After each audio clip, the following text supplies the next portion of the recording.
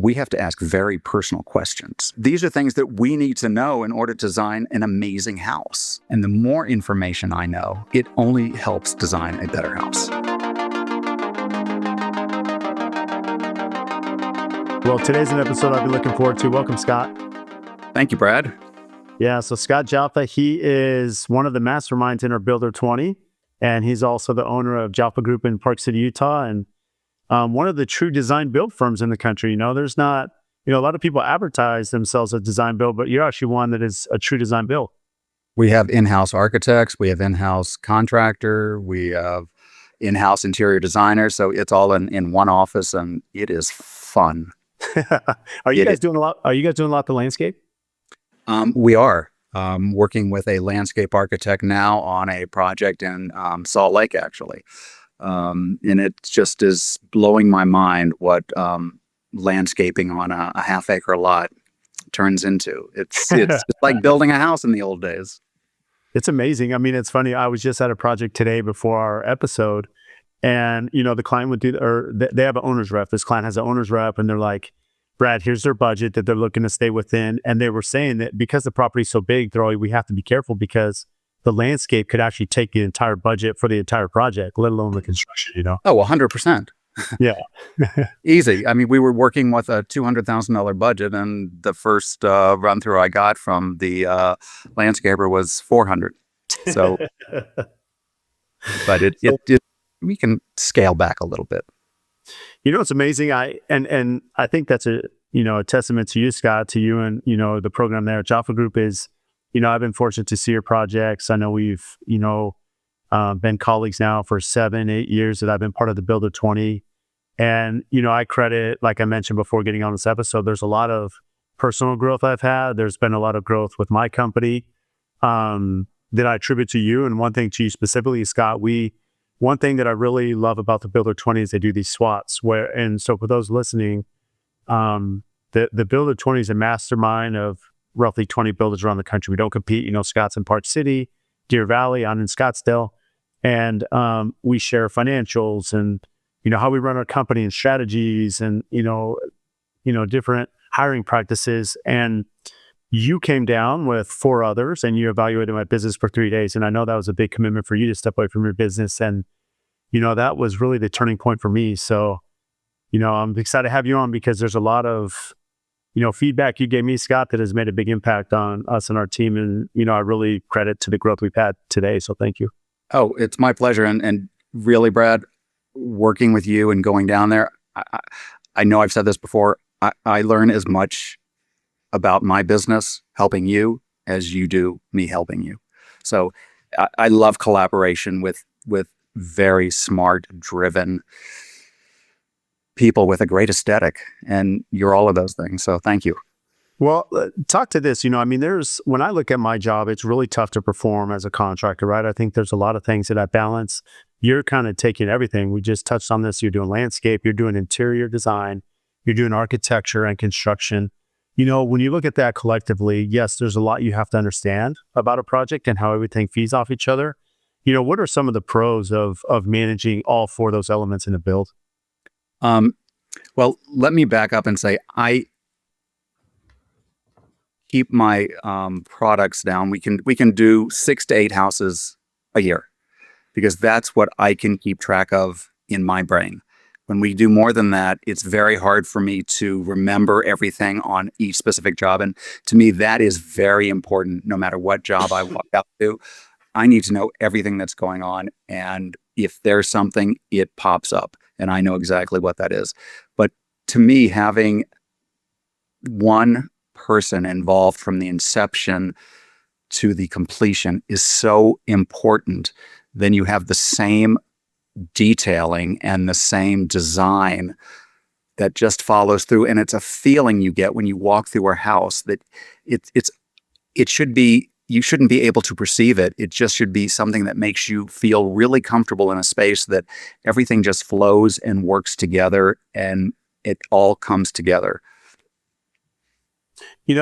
It's interesting you bring that up because one of the advantages I see, at least my perspective, having done this for a long time, but for as long as I've been doing it, is, budget's always a sticking point. And even though we have, wide product array. We've done a lot of different projects. You know, I'm still not behind the scenes saying, okay, am I doing a board form concrete wall here? What size are my footings for my retaining walls? And so there's so many elements that, how does that play a role just in budget when you meet a client for the first time and you're trying to create a realistic budget? Now you're in charge of design, architecture, and then eventually the build. How does that play into the whole process, communication, expectations, and even the design elements to it? So when we start the project, we'll sit down and make sure the client's budget is aligned with their vision. And it isn't always aligned. And sometimes we'll have to go back and say, yep, what you're asking for is another $2 million than what you want to spend. Based on, and we go through the whole list of items that they want included. We're doing a $10 million remodel now. When I met with the clients, it started out as a $3 million remodel. And when I left the first meeting, I said, I think this is going to be 4. And by the time we keep going through the iterations, well, I want to do this. I want to add oxygen systems. I want to add heated decks. It just grows and grows. And it's nice when you have clients who appreciate and understand the complexity of what we do and what we bring to the table. Mm-hmm. And when I'm working with, going back to the landscape architect, the budget is very important, but I wanted to see what he came up with first from an aesthetic standpoint. I didn't want to hold him back from being the best that he can be, because my experience is the best houses we do are when clients give us more freedom. And we show them what we can really do without having all of the constraints that come in. Now, it doesn't mean we don't have to go back in and value engineer and dial some things down, but we can see what can be.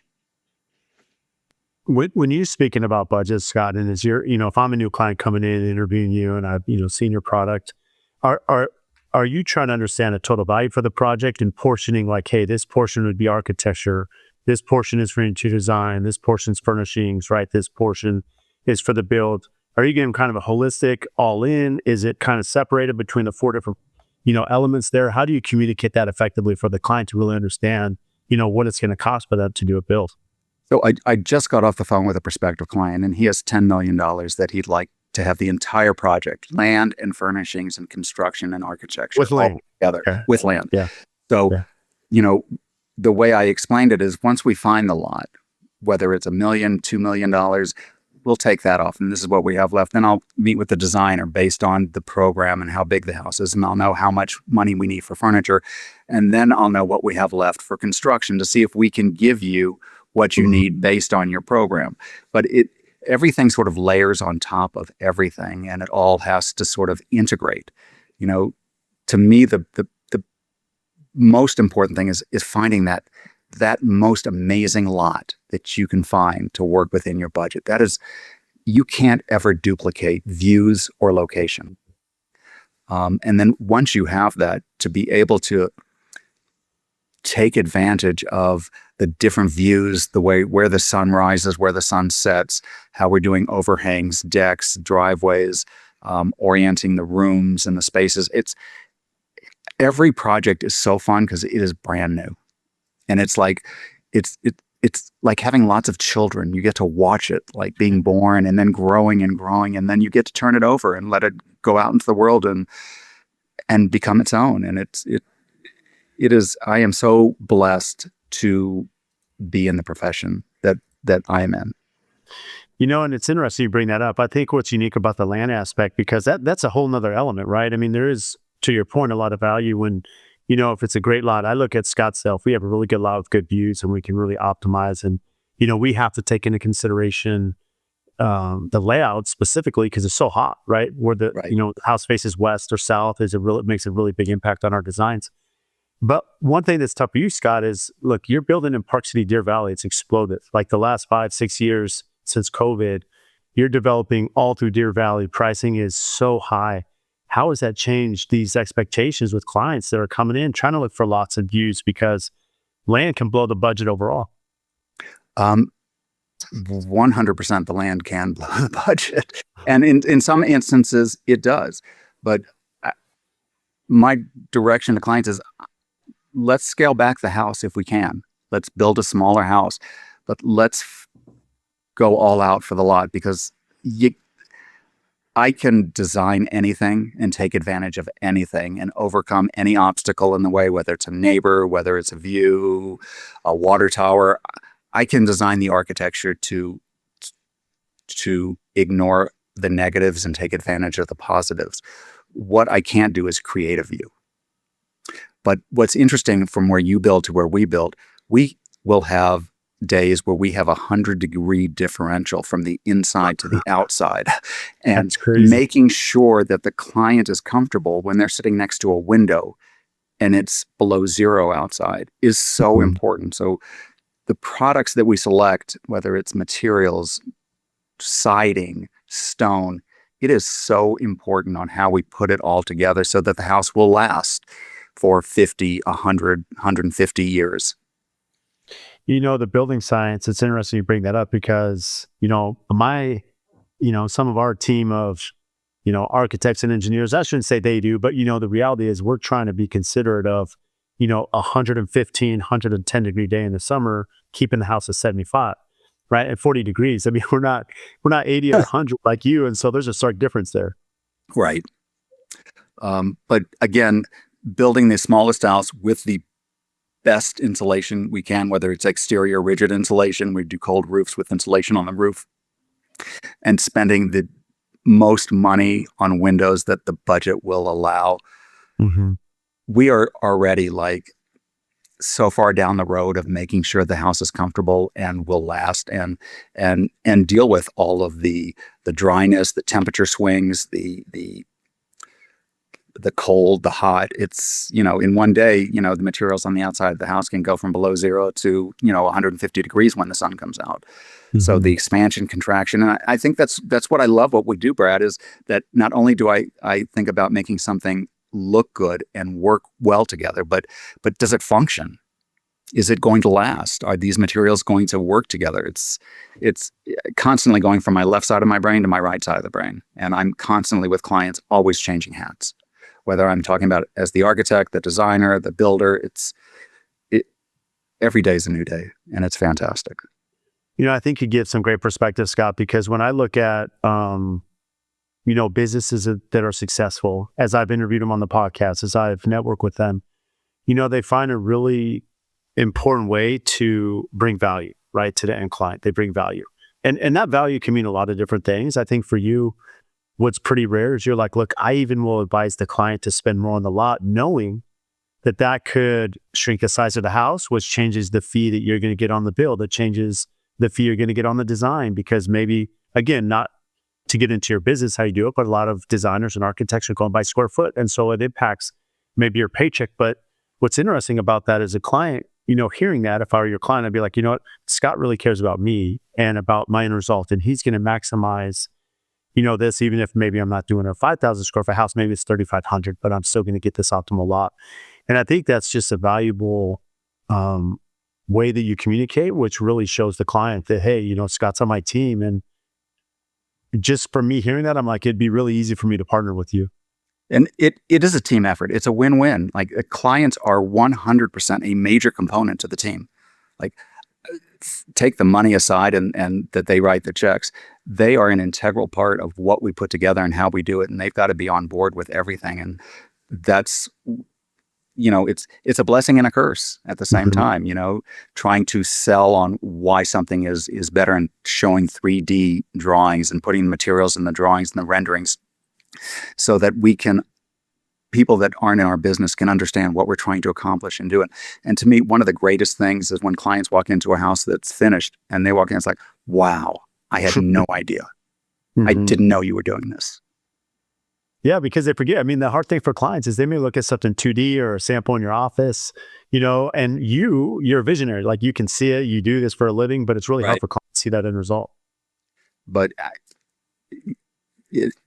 I can't stress enough how enjoyable it is, and to be in an environment like Park City or where you're in Scottsdale, where clients have the wherewithal, the money, the aesthetics to produce great architecture. And it is just a blast, really. One of the drawbacks that I hear, Scott, probably one of the only few cons is, I mean, there's a lot of more pros we'll go through here in a minute. But when you're a full turnkey, as you are, is, lead generation, right? Because, if I'm just a builder, there's a lot of ways for me to, from business development, I can have an architect refer a job. I can have a designer refer one. If they're solely coming to me, I have to find different ways to, build that reputation, especially for you. Again, you're not too far from Salt Lake. You build in Salt Lake as well. So there is like a metro feel, but Park City is, a lot of it is resort style. People are in and out. They're not full-time residents. They're there part of the year. How have you built that reputation? How do you find clients? How do you find people willing to come in to say, hey, Jaffa is, going to be our company of choice. And, it's hard to do when you don't have other arms of, referrals coming in. It's just being fair, and that's how I treat, like, it's not about making the most amount of money or marking things up the most, because, everyone needs to make a fair living in what they do, but it's just treating everybody with respect and fairness, whether it's a subcontractor or whether it's a client. That, if I make a mistake, I eat it. It's on me. I'm not putting that onto somebody else, but, holding our subcontractors accountable, it really becomes a whole team, and, treating the realtor community with respect so that they know who we are, and that the homes we do, we don't cut corners. The quality is there, and you can see it, and you can see it in the mechanical rooms, because the mechanical rooms are as nice as the kitchen or the living room, as they should be, because that will show you how the rest of the house is constructed with order, organization, and cleanliness. It's funny you say that, because that's a little bit of Steve Jobs, where he's pushed on engineers how the iPhone looks inside, and was like, no one's ever going to see this. But there's a meticulous part of the design to show, hey, if I care this much behind the walls, or to the building science, to this freeze thaw, to the products I put out there. I mean, clients are going to feel and see that. Right, and I have clients that will come from Scottsdale and they want a house here, and they show me pictures. They want this really like 2x6 thin roof, and it's so interesting to have those conversations. That, well, with the snow loads we have, and the earthquake zone we're in, we can't do a lot of the things that you can do, and all the the window walls that open up, how we have to install them is so different because of our weather than when you're building them, where you just have a seamless transition from the inside to the outside. We have to make sure that when we have blowing snow and we don't have water infiltration in the house. There's a lot more that goes into it when you're building in an environment at a mile above sea level in the mountains, where humans probably weren't meant to live naturally. It is funny you said that, especially they probably weren't meant to live up on these big ski slopes either, where right. But man, when you are up there, it is beautiful, and you strap some skis on and just go out your back door. It is an incredible experience. You bring up, fair quality reputation. And as you were speaking about that, it made me think there was a client of mine that we were building for in a pretty well-known golf community. And I remember him making a comment. He said, he had known one of my superintendents, and he said, had I not known your super, because he knew him from a previous project he did years ago. He's like, if I didn't know your superintendent, I would go to, my network of people that have built here, or I would go to he's a member of the golf club, and he's like, I would talk to some of the other golfers I golf with him who built your house. And so the reason I bring that up is because, you're working with very successful, affluent people, Scott. And if you're doing a great job, if you're fair with them, if you have, to your point, I have clean, well-designed utility rooms, right? There's a brand behind, Jaffa. And so because of that, these clients, they network with other people. They're at functions, they're at events, they're at get-togethers, they're at golf outings, car events, whatever they may be. People talk. And so there are arms of that where people don't have to, starting a business, if you can perform to a high level, word does travel fast. Right. And, having the experience behind you, and having, the years in business, and, still being successful, still building, still doing what we do. I think in our business, having staying power, I think it says a lot about you, because there's so many builders that we know that are what I would call a pickup truck builder. They're here today, they're gone tomorrow. You know, it's not, can you make it when the times are good? Can you get through it when the times aren't good? Well, maybe speak to that staying power. I think, for our audience to understand a little bit about Jaffa, and you want to talk about staying power, you and Richard, how long you've been building homes and kind of the vast array of product, high and low. We've been building and designing in Park City for over 30 years. And we started with a high-end townhome development that brought us here. And then we parlayed that into custom homes. And right before the Great Recession, we started getting into full house remodels. And I have to say that alone got us through the recession, whereas a lot of my friends never made it. But we were able to sell all of our spec homes, so we didn't have any inventory, and we were able to keep business going. And it was like it was a blip on the radar. That's amazing. And as you mentioned, you got through the recession. How did it catapult you? I mean, if you're doing townhomes and you're doing renovations, to now you're doing a $30 million custom home, there still is a leap there. Like, how did you end up getting to the point where you're doing some of the finest homes in Park City? The townhomes we were doing were extremely high-end townhomes. Then we started doing specs, and the specs were high-end, and everything, architecture, design, construction, every year it seems to reach new heights and new standards of what expectations are. And that's one of the things I love about our industry. It's not stagnant. Mm-hmm. We're always trying to be better and do more, and how far can we push the envelope? So it just, one day you're building a $1.5 million house, and then, the next year you're building a $3.5 million. Then you're doing it's just sort of, it's networking, knowing people. And again, it all comes down to building the absolute best house you can with the quality and treating people with respect and fairness. While we might not always agree with our clients, there's always a way to come to a mutual agreement and understanding that everyone's happy with.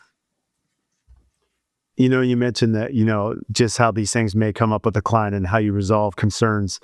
For me, I look, when I speak to others about our, duration of working with the client, it's pretty long, right? There's pre-con, there's building.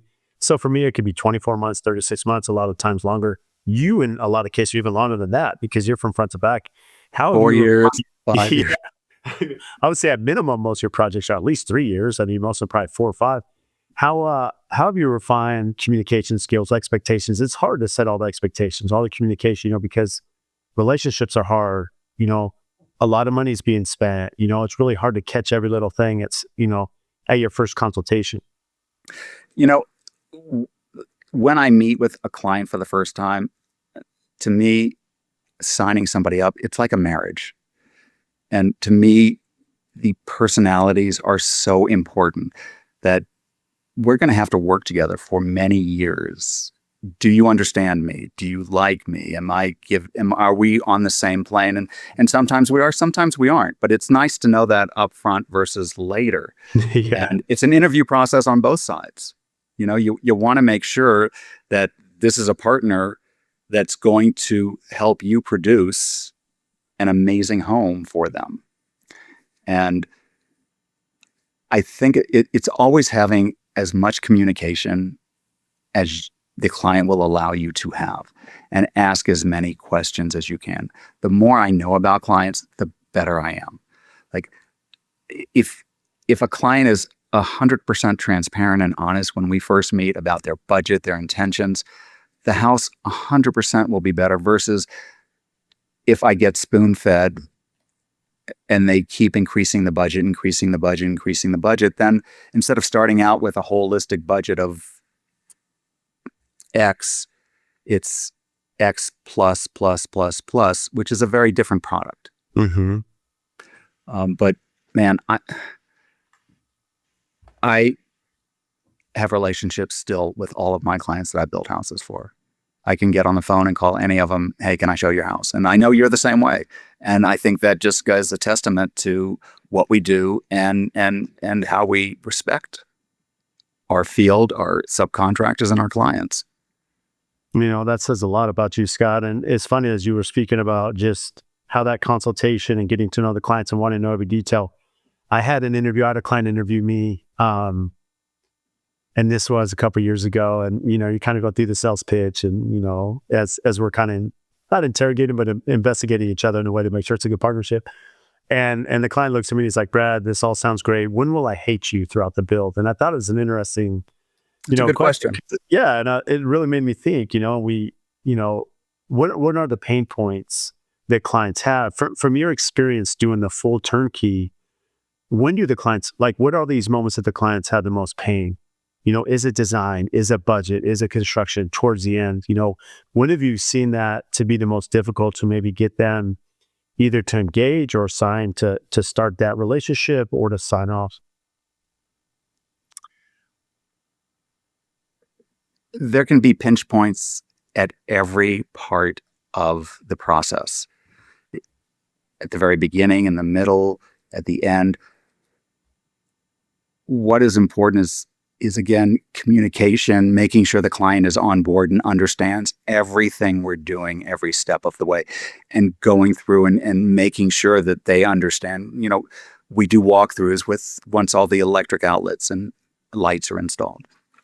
Walk through with a client so you can understand. It doesn't mean we don't change lights once the drywall's up, because we do, because there's some things that are not clear. But if you keep people in the loop while we're doing everything, and if they understand where the budget is and why the budget either went up or down, and understand all the materials and the selections we're doing, and understand the design process, even during the design process, if a client asks for us to do something that I don't think is the right solution, I'll present them their solution. I'll also present them my solution.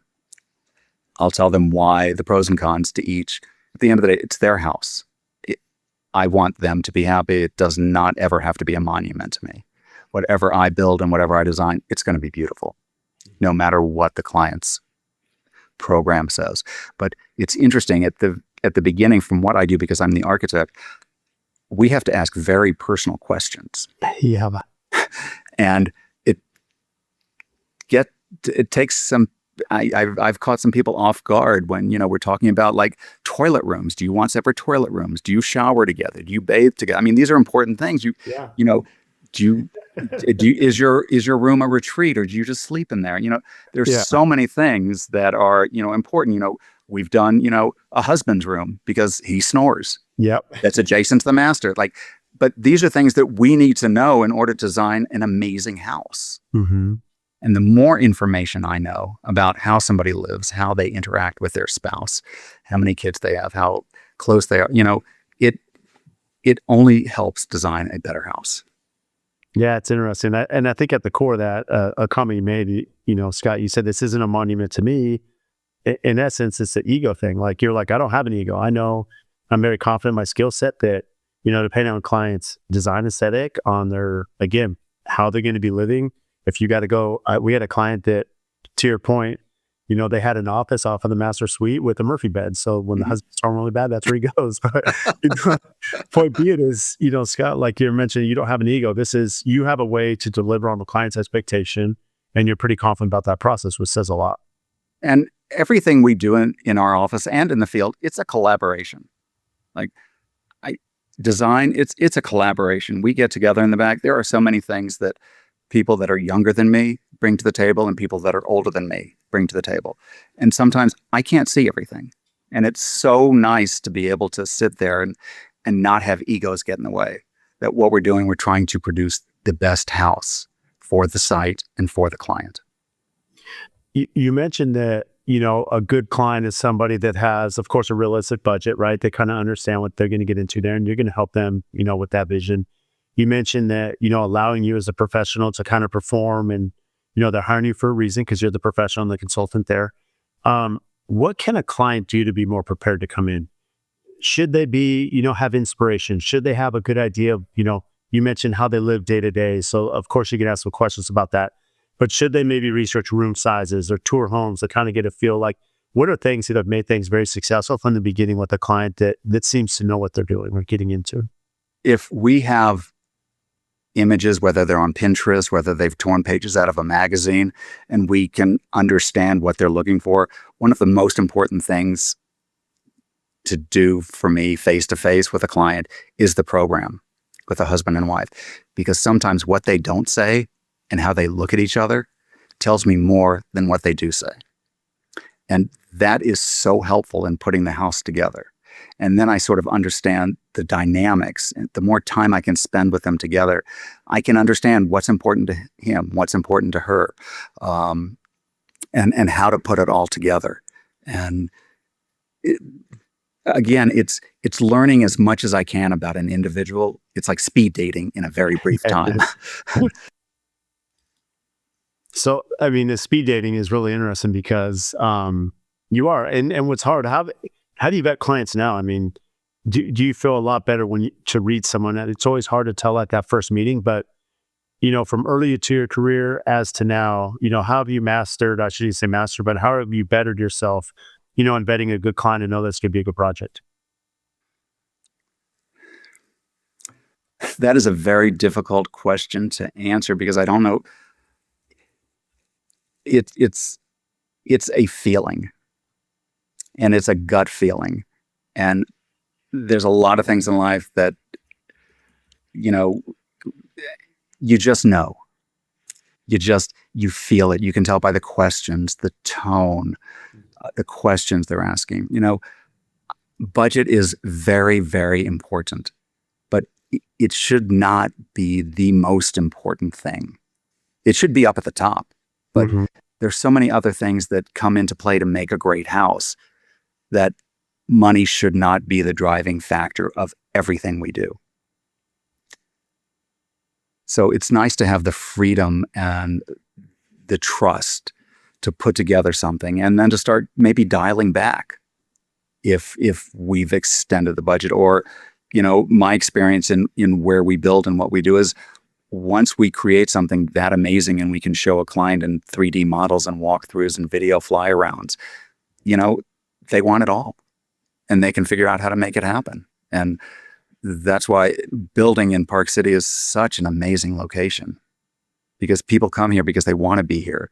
They come here because they're successful in other areas of their life, and this becomes a second, third home, or a retirement home, or a generational home for their family. And I think what's kind of a credit to you, you mentioned, the friendship you have with clients. You could call them, you could tour their home, you can meet with them, which says a lot about your brand, Scott. If I'm not mistaken, you've had clients, maybe one in Florida particularly, that you did the architecture, right? So like you have the opportunity, yes, as a true turnkey design build, you're working in Park City, but maybe not the vertical construction. But how often are you working with clients who've had a great experience to do design, to do architecture in other locations? Yeah, I've done houses in Michigan. The client that you're referring to, we finished a house in Naples. We did a house in Connecticut for them. And now we're working on his daughter's house in Ann Arbor. It's just, because we work so well together. Yeah. We sort of, we feed off each other. We just get on the phone and talk about how we can make something better, or what do you think of this idea, or what do you think of that idea, or this material. It's like, that's what makes a great project is when you have that connection and that ability to be able to converse freely with a client to come up with the best solution. I know that you've been, you have a hobby of traveling. It's very important to you. It's, family bonding. You're very close with your family. How has travel inspired you? How has it played a role into your architecture, into your design? It has opened my eyes to such amazing architecture in places that I just would never have. I couldn't have imagined things unless I had traveled all over the world. And there are buildings everywhere and houses everywhere that just never get published, that are just have such amazing details. And whether it's on a beach or whether it's in the desert, it doesn't matter. There are details that you can take from that, or spaces that you can pull from there and get them to work in Park City. You don't duplicate it, but you sort of can pull different elements from, or wow, what about this room makes me feel so good and so comfortable being here. And it's always something that is very hard to perceive. Why do I feel better here than I do here? and being able to sit in that space and understand, is it the noise? Is it the sound? Is it the light? Is it the space? Is it the air quality? It, just it. Yeah. It's funny to bring that up though, because, I can appreciate that's a lot more now. I mean, the reality is there's a luxury element to what we do, right, Scott? Like there's a luxury element to having a designer, to having a great architect, to do something ground up that's very custom. Um, over the years, I've had many people reach out and they're like, hey, Brad, I don't want a designer, or, there is a difference between maybe an architect and draftsman. And so you're kind of fighting on some of these elements. And, when I look at the value of good design, having been, again, not the designer, not the architect, just the builder. But to your point, I've seen a stark difference of clients in their homes. It's a very well-designed home, like how they're inspired, how they feel. There's, to your point of the travel, there's probably elements of them as a family that's traveled and been to places, and the designer and architect took elements of that and incorporated into their house. So now these great memories they have it on a daily basis. And, this really opened my eyes during COVID, because during COVID, when people were locked into their homes, the people that had great homes and great design or outdoor spaces, you mentioned the landscape, they didn't maybe feel a lot of the stress and burden that other people did, because you're inspired in your home. If you have to be on a Zoom call all day for work, well, at least you're in a beautiful office, with great sound and, great audio. We're working on a house now, and the clients fell in love with Moroccan architecture and the detailing in Morocco. So we have, in Park City, we are finding a way to incorporate some of these elements into their home in Park City that work in Park City and doesn't feel like it doesn't Out of fit. place. Right. Yeah. And trying to come up with those details, whether they're cased door openings or lighting or just floor tiles. I am a true believer is, if you like something, we should put it in the house. The house should reflect your personality. One of the things, and I go into a lot of homes in Park City, is some of them start looking the same. They're just big with lots of marble, lots of stone, but they all look the same. And what I like to do is make them feel very unique, and they should reflect a personality of the client. Like, what is important to you? Do you like skiing? Do you like snowboarding? Do you like Sundance movies? Do you like Morocco? There's so many different things. I had a client who loved European paintings. Now, they're very fancy. They're very over the top, but man, we were able to incorporate those into his house, and it was spectacular. Go ahead. No, it's just making the home eclectic and feel like it's reflection of the owner is not always an easy task, but it is so fun and so rewarding. How often are you traveling with the client, maybe to pick certain finishes, light fixtures, furnishings? How often is the client engaging you for that element of the build? I would say every year we are going somewhere with a different client, whether we are going to High Point or whether we're going to the flea markets in Paris, or whether we are going to a quarry in Italy. We do it all. And sometimes the clients will go and we'll be FaceTiming because I can't get away at that time. But again, that just goes back to the collaboration is so important of pulling things together. I had clients that were taking pictures when they were in New Zealand at a golf course. They loved some of the details and some of the furniture in the villa they were staying in. And we were able to figure out where all those came from and source them and be able to put them in their house in Park City. Do you feel, I think what's interesting, even though I know the answer to this, but for those listening to understand a little bit more about you, Scott, and your business, do you feel that you have a style, or is it, as you mentioned, you're willing to do something eclectic? You're bringing this Moroccan style into Park City. How have you been able to have a wide array of different projects and architecture and design styles? When it's hard, like your mind, can typically design to what and here you are doing so many different unique styles. I think if a style is done right with quality and detail, it will stand the test of time. Whether it's Spanish, whether it's French, whether it's English, whether it's contemporary, the architecture and the styles that don't stand the test of time are things that are more gingerbread or painted on or attached and aren't well thought out or planned. You know, one of the things that really irks me is I go into these beautiful homes all the time. It's like, oh my gosh, could you not have just turned the house 5 degrees? You would have had that mountain centered. Or they have a window with a header and a transom above, and that header cuts the mountain in half. Yeah. Those things are so important. They're so Mm. easy to fix at the beginning. Yeah. I mean, we have the technology now. We can see it all. You know, we Mhm. can drop the houses in Google Maps. We can shoot views to the mountains and we can see what the angle is. So we know where to put, if the window needs to be 10 foot or 12 foot tall. We have the tools to make a great house. I think a lot of people would rather do more than take the time to do less and do it quality. What do you see as, your client base? What are a lot of them asking for now? I'd imagine a lot of them are seasonal. What are certain elements that are, they must have in their home? We're doing a lot of window walls where everything opens to the outside. Mhm. We're doing a lot of glass railing. Which, We're real quick, going back to that, again, how does that play a role into architecture as you think about energy efficiency and, cold nights up in Park City? So we were designing a home for a couple, and they had a son who was in a wheelchair, and they wanted to make sure that when they left the home to their son, he would be able to use every aspect of the house. So the whole house had to be designed so he could roll in on a wheelchair. That's difficult to do when you have blowing snow, but we were able to accomplish it with drains and heated walks and heated patios Mm. around every single door. And, just designing the spaces so that we had openings that were at least 32 inches wide and at the bathroom so you could spin a wheelchair around. So the house didn't look like it was designed for somebody in a wheelchair. It looked like a typical home. It just was accessible.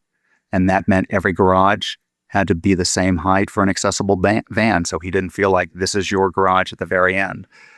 So it's just with enough thought and enough detail and enough caring, anything can be done.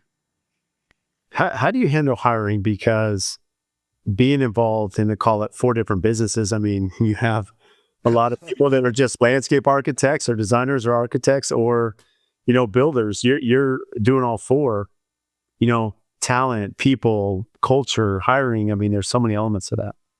You know,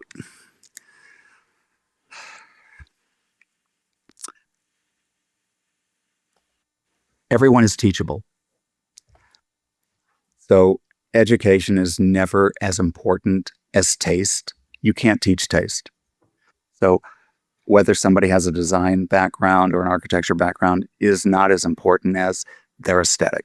And then finding somebody with an aesthetic that works with the aesthetic in our office is very important. And finding people in the construction arm who understand what we're doing and the level of detail of what we're doing and the care. We don't rush through anything. We have build times that we start at 24 months because I know that's how long it takes to do the houses that we build and to do them right. Could they be done in 18 months? Sure. But, and can they? Probably. But that extra 6 months gives us the time, if we need it, to just make sure all of these details are thought through and rethought and make sure that everything comes together. And it's finding people who care. What we do is not a 9 to 5 job. You have to have passion for what you're doing. And everyone that works for me has a passion. And that is so key to producing great houses and great buildings. How do you work on the channels of communication between, being that it's in-house? Do you feel that it limits a lot of the RFIs or questions in the field, or do you still have a lot of those that come up? We have a lot of questions, but they're so easy to answer. Hmm. And so quick, we're not waiting on anybody. We don't wait for materials that hadn't Mhm. been ordered or tile that hadn't been ordered. And Yeah. so everything is in a warehouse waiting to be brought when we need it. light fixtures with the right drops, because we do a meeting between the interior designer and the architect and the contractor, or the superintendent, every week, so that we're all on board. What do we need for 3 weeks down the road? Whether it's wine racks, whether it's a light fixture, whether it's how the mirror is detailed with the tile, like everything is so important. And if we don't think about it and detail it, then we are leaving those decisions up to a subcontractor installer. And that's not what they do. It's an unfair position to put them in, because they don't have the knowledge or the expertise that we have. And, a lot of subs just focus on what they do versus, hey, everything relates to everything else. And if you put that over there or change that, it's going to create a house of cards and change a lot of other things. So while it might look like a good idea, and the same thing goes with when we're pre-construction, laying out the HVAC ductwork. God, there's nothing that gets under my skin worse than you go in these beautiful houses and there's a trunk line running right through the middle of the great room. Like, because a lot of subcontractors, it's the easiest, fastest way. And that's how a lot of builders are. That's not what we do. And that's not what you do. You have to take the care and you have to think about it. Do we have room to run the ducts above, or do we have to go underground? Do we want to use TGIs for floor joists, or do we want to look at trusses because that minimizes, sound from one floor to another? There's so many important details that I take for granted and you take for granted that a lot of other people don't. And what I love about that, Scott, just last week I had a company does, modern shades, and they do, window coverings and details. And what's interesting is, for us as the builder, there's a lot of ownership that has to be taken. What I mean by that, when we have a design come through, we have to get the truss calc. So we have to see where they're running to see where we have pocketed shades, where's the mechanical or their linear diffusers, lighting. We're trying to lay all this out. If we were a true design, like you're already taking that into account, what you're putting in, you're designing to it, making sure that the truss manufacturer and the framer are because all that's in-house. There's a lot of advantage that you have in just going through the normal structural well, I shouldn't say normal. For a very high-end home, you're accomplishing this in design as opposed to trying to figure this out later down the road. Right. So the owner, while things may happen, the owner never hears about it. There's no finger pointing. It just gets taken care of, and it's seamless from a client perspective. And again,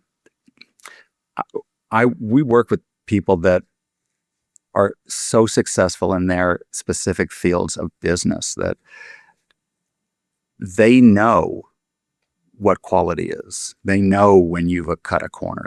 The people we work with, they get what we do, and they really do appreciate it. And that is so nice that I don't have to constantly sell myself and explain why it makes more sense to go with somebody like me versus somebody else. They're good architects, but they do a set of plans and then they give them to the contractor, and then the contractor builds them. And then you have the interior designer that comes in, and you've got these 3 different people that typically aren't always working together. Whereas we do this over and over and over. Now, that doesn't mean we don't work with other designers, because there are clients who will come in with their designer that they've used on their other 4 houses, and they like working with them. And I will tell you, that is fantastic too, because it gives us the ability to learn from somebody else and to understand how somebody else would put something together and look at those details. And it's, again, there's so many different ways of putting this together, but keeping everything sort of unified the way we have it and sort of all together has just made for a great business model for us, and just fantastic homes over the last 30 years.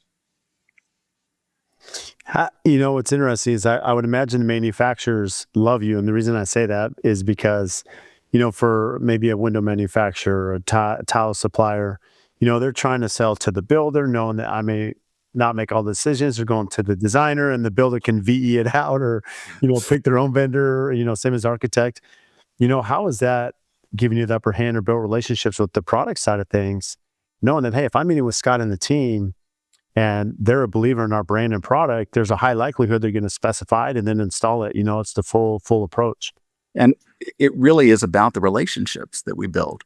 That I don't change subs or suppliers on a whim, you know, because having somebody that I can pick up the phone and call and they're going to show up the next day, that is key.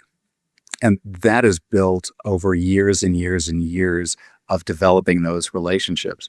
When we select materials for a client, that's not done in a vacuum. We've already put the budget together, so we already have the numbers we're working with because the client's already seen the budget. So when we select the cabinets, the granite, the tile, the plumbing, we know how to direct the client so that we're not picking out the most expensive of everything, because anybody, it doesn't matter who they are, always gravitate to the nicest things and the most expensive things.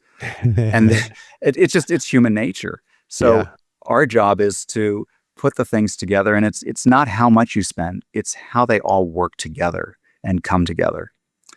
And there's a saying or something I tell all my clients is, if you like every single component in your house, you're not going to like the finished product, because we'll put something in that it's all about scale, it's about finish, it's about texture, it's about sheen, it all just has to work together as a family. If you put every single thing that you like together, it's going to start fighting with each other. Mm-hmm.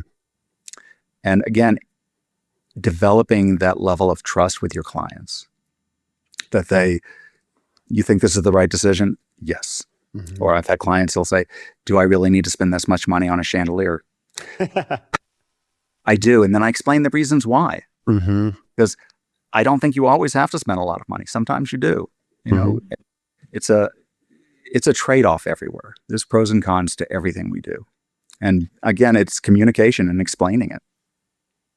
Yeah, and I think that comes with a lot of experience, communication skills. And for you, Scott, where you're like, hey, yeah, maybe in this entry or over the stairwell, that's a focal point, it makes a lot of sense. But maybe in, these back areas, we don't have to. And so I would imagine you're having conversations that, yeah, if you're holding firm on one area, I'm sure there's other areas that you've said, no, we don't have to spend it here and we can save here too.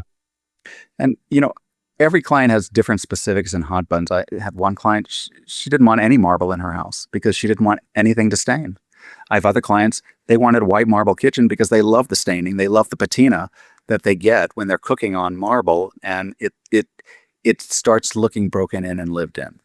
I get both sides, and both can be beautiful. And it's just how it's all put together and tied together to get it to work. What keeps you up at night? I am forever waking up in the middle of the night thinking, God, that's such a great detail, and I'll jot it down. It doesn't matter. I was in Amsterdam and I was walking down the street. I found the perfect rug for a client's house that literally looked like the sunset out of their dining room window. I took a picture. I sent it to them. I said, we got to get this. And they said, okay. It's like, I'm always on. I can't shut that part of my brain off. Even when I'm not working, I'm always like looking at details and looking at for every project and every job of what can make it better. What can I add that you just don't see everywhere to make it unique and a Jaffa home. Yeah, that's amazing. I mean, the Jaffa home, and it is unique. And I'm very excited because here in a few weeks, we're going to be coming to your place. Walk through what that's like to host. You're going to bring all us builders, and what does that conference look like? That's going to be a blast, and we're all coming. You're all coming during ski season. And now we're just we found the hotel, and now we're looking at restaurants and going to put together a tour of the different houses that we have built so that you can see them and walk through them, and you see the level of detail and quality that we really do here. And because it's a blast. And yeah, I like showing my work off to my friends and builders and architects that truly appreciate what we do and produce the same thing in their area of the country. And we just learn from each other. But yeah, finding a restaurant in Park City that's going to hold 60 people is a daunting task. Is that what Becky was there? I know Becky Hines, who's consulted with us. Was she there helping kind of get the venues ready? Yes, she was. So yeah, now we're out looking for the restaurants.